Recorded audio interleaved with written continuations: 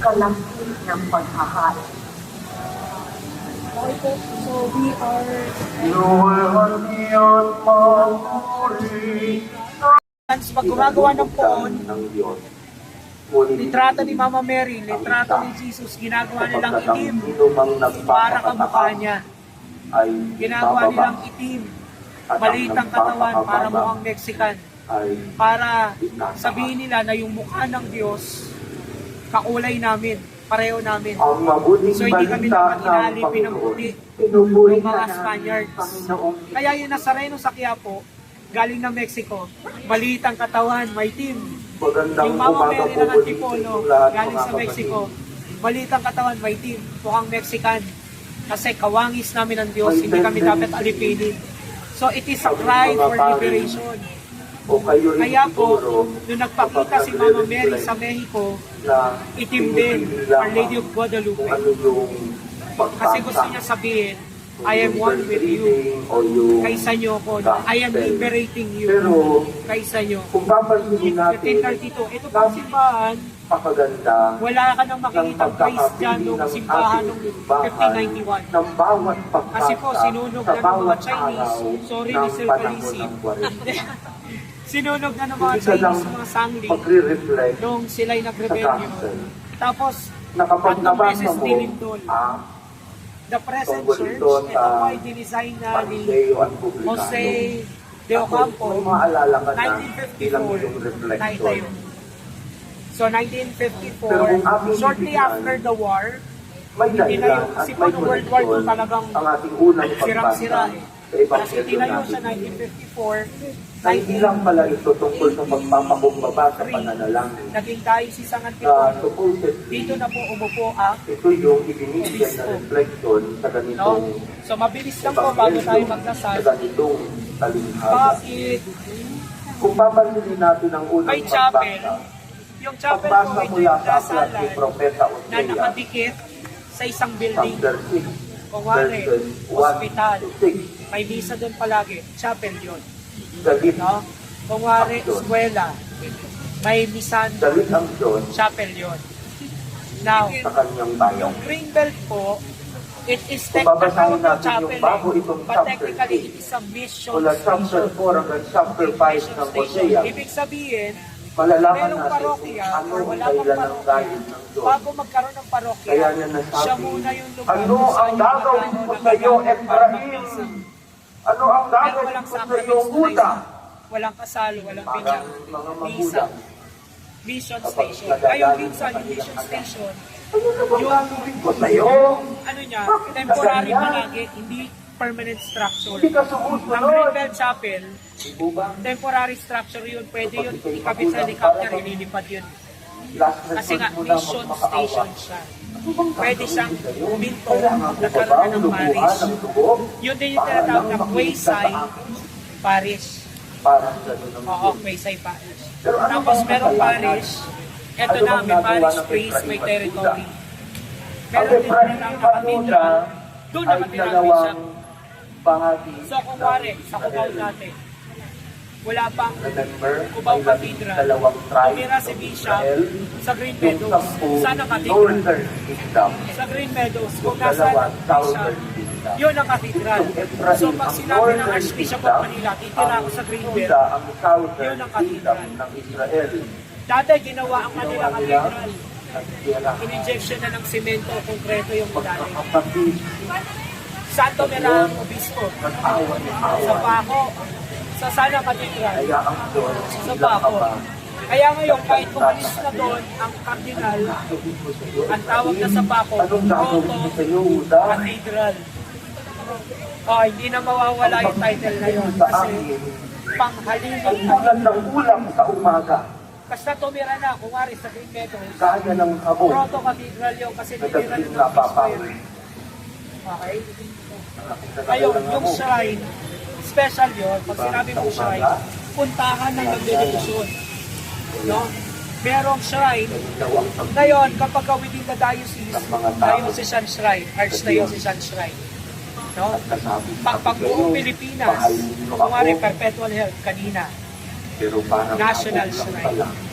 Pero, nawawala. kapag ka pinupuntahan ka na ng buong mundo for that devotion, international shrine, Mahahampas ko kayo sa aking Divine mga mercy. propeta.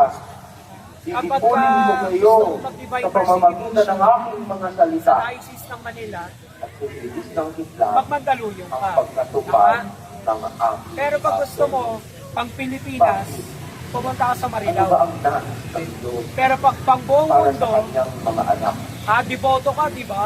Hindi yung Pumunta ka sinasabi dapat ni ng Propeta Poland. Hosea, Di ba? Kapag So, ganun din. Kung ikaw, tatapatan devoto ka ng ang Antipolo, ko pupunta ka at rito. hindi hatin, International shrine to. pagkilala sa Diyos, So, yung shrine yun lang.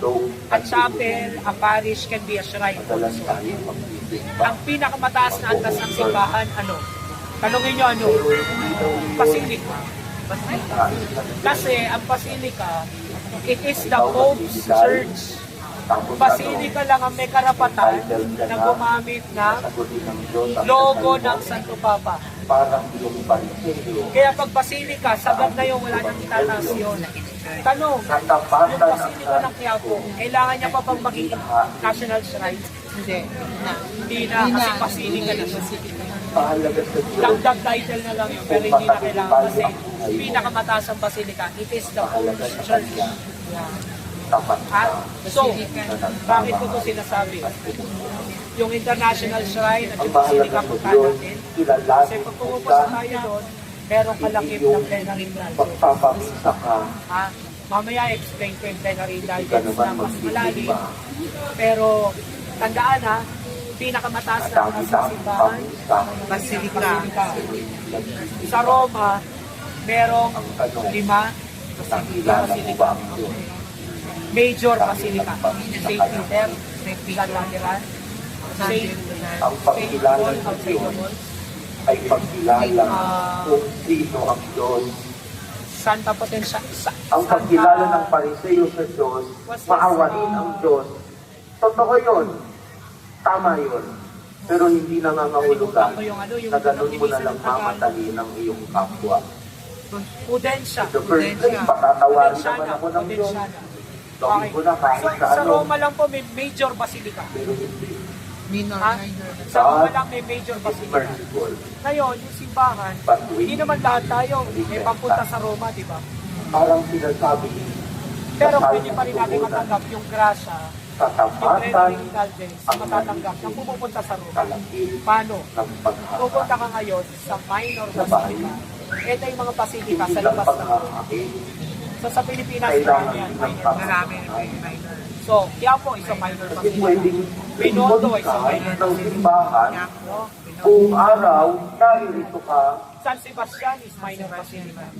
banal na agad. Manila Cathedral is minor Manila, basilica. Eh malay mo So, ba, kung yung naririto ka, grasyang matatanggap kasi mo, ayaw mo pagpunta ka ng makita Roma, yung asawa sa bahay. matatanggap mo rin pag pumunta ka ng minor basilica Minsan or itatanong ko, international. nakailang term ka na? So, yun, Tatlo na tandaan po, palagi. Pag Oo, mag-pilgrimage, na lang. may basilica ba? May international shrine ba? Kasi Yung pag magsasain sa inyo, may plenary indulgence. nagiging banal na, Mamaya, pag-usapan natin yung plenary kahit indulgence. maghapon, Kasi binigay pagdabag naman ka yun sa sa simbahan, 7 sa 7 at hindi mo ginagawa ang responsibilidad mo sa tahanan, magdadasal muna tayo. Tapos magretrato tayo sa ating simbahan. kalaki. Nasa harap pa tayo. Ayan. Mga kapatid, Sige po, yung nakakita na bangis kayo niya, ng meron flauta.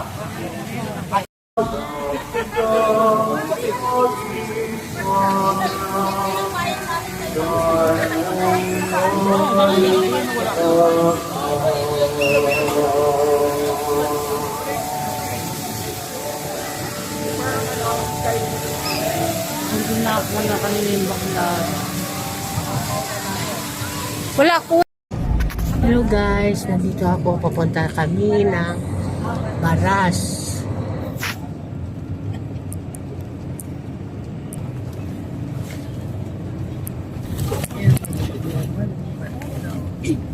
Ha? Ang ganda.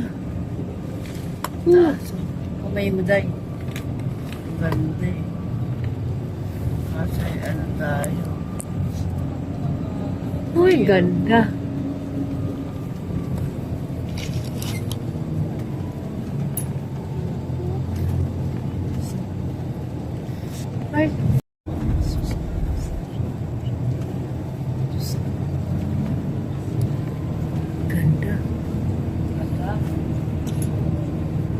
Ganito siya sa libon siya. Ha? Ganito sa libon. Ganyan. Oo, mas mataas pa dito kasi alam ko bakit. Ha? Saan kaya dito yung puputik ko? Hindi ka natin alam siya.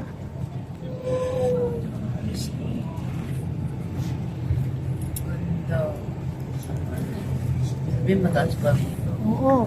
Ay, ang ganda. Ay, tarik. Tarik. Wow, guys, ang ganda nila. Ayan mo, ang tinuso. Ganda.